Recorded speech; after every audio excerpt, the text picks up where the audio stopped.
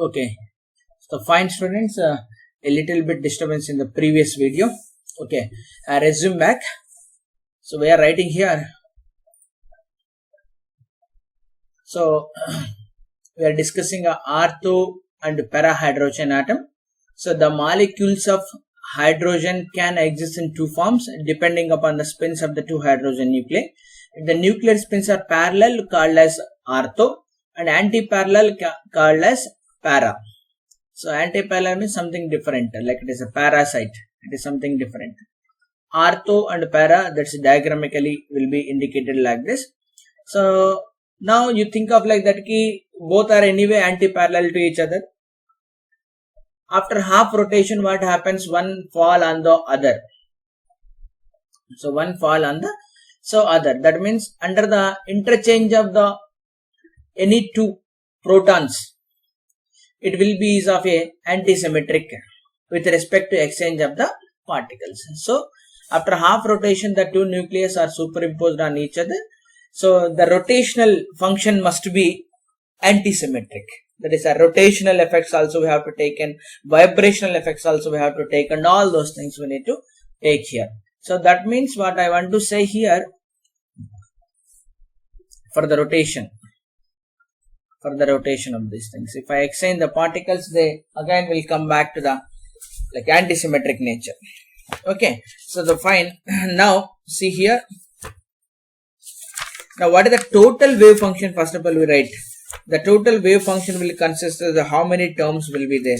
The total wave function I need to construct that. So let me extend to the total wave function. So the total wave function will be is of. So we have defined here the first what is called as so ortho and para hydrogens. So and we had defined clearly what is the meaning of ortho hydrogen and what is the meaning of para hydrogen, and that's it. It's a diagrams also I have drawn, and we have seen the rotation, and see why the important thing is here the hydrogen molecule is a diatic molecule. There is a rotational effects is there and vibrational effects is there, and even that they can translate also. Now all those things will be there. So in general, if I say the total wave function will be of. So if I write the total wave function, so I'm sorry, the total wave function. So even forgot about that spin. So even space part itself we write. It is of electronic wave function.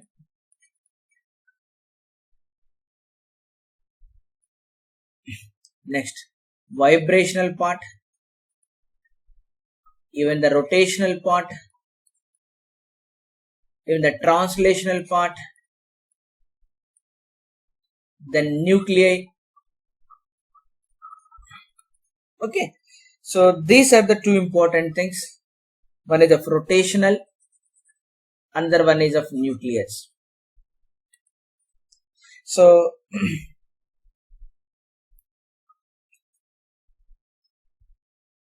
so this rotations the already explained here.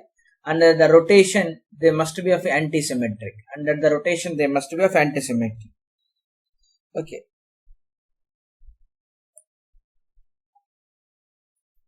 Okay, fine.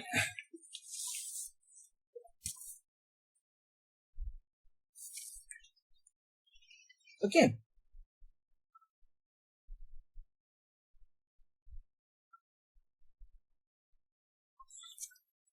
So this is what actually we need to consider. So after all that, if we want to write the total wave function, so after all that, so electronic part, the vibrations part, rotational part, translation part, nuclei part, and all those things. So the rotational part, that is, if I consider the rotation part, and even nuclei, they are of nucleus is of they are of what you can say, they are of fermions. So they are of fermions. So they are also of antisymmetric wave function. So the combination of the nuclear spin and rotational spin, the product must be antisymmetric with respect to exchange of the nuclei. Okay. Even if we want the complete wave function, like complete wave function, So the complete wave function, remember, must be either symmetric or anti-symmetric. So this part, so this is the, what is we call it the space part, that entire thing multiplied by the spin part, multiplied by the spin part. This all electronic vibration and all these things will come here, and then spin part will be, you need to write separately. Okay, fine. So this is a smart video, like a small video is missing. So there is like some video recording problem is there. That's why I need to make a separate video for this.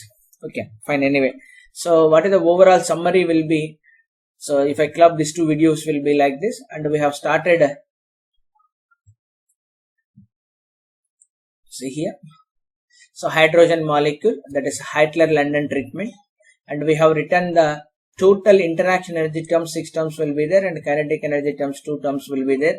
And even if we consider the kinetic energies of the nucleons also, then 2 more terms will come. The total 10 terms will be there. So in the Schrodinger wave equation, there will be 10 terms. But only here I am writing the 6 terms. I am ignoring the kinetic energies of the 2 protons because they are heavy. Then we can think of they are at rest. So we have written like this, and we have constructed the wave function. So the total wave function must be symmetric, and we have seen what is ion also, and all those things parts. Okay, rotational energy we have written, even vibrational energy also we have written. Then after that we have seen that what is an ortho and para, depending upon the nuclear spins, whether they are parallel or anti-parallel. If they are parallel, then it is ortho, anti-parallel it will be para. Then we have seen the construction of wave function, that wave function really consists the electronic part and a vibration modes part and rotational part and translational part, that nuclei part. So all together we need to write, then only we will get the wave function. Okay, so the fine. So actually that deeper analysis then will be studied in the atomic and molecular physics. So in atomic and molecular physics, we consider all these vibrational effects, rotational effects, nuclear effects, and spin orbit interaction effects, and all those things. Okay, fine. So that detailed study we can that will be done in the molecular physics or atomic and molecular physics course. Okay, this much is enough. So regarding this identical particles. Okay, so when you summarize this identical chapter will be, so mainly what we have seen here, we have seen the particles are one kind, that is classical particles of distinguishable, and they have their identity. And the quantum particles, we treat the identical particles are indistinguishable, they lose the individuality. And we have seen the construction of symmetric and antisymmetric wave functions for 2-particle system, 3-particle system, and n-particle system. Okay, and then we have seen the Pauli's exclusion principle, and the slated determinant will become 0, and all those things we have seen, the boson condensation and all those things. Then later on we move to the hydrogen molecule and hydrogen ion. So this is what actually the total story about the identical particles. Okay, so fine. If you want to study more about this hydrogen molecule and all these things, and you can go through any book of atomic and molecular physics, it consists. So I say the physics of atoms and molecules by Branson and Jacobian. So that Branson and Jacobian, I think that book name is, you can type in the Google the name of the sciences. I have that book, hard copy is there with me. The physics of atoms and molecules, Branson, and the next name will be, I am not remembering clearly, Jacobian or Jacob. Okay, fine. You just type in the Google or in any online market platform, you will get that book. Okay, so fine. Thank you. That this chapter will be finished. In the next, we will see the approximation methods. I will start the next chapter will be approximation method. There we see the perturbation theory and the variational techniques. So to calculate the approximate solutions of some disturbed systems. That perturbation means it is a disturbance. Okay, so fine. Thank you. I'll stop here.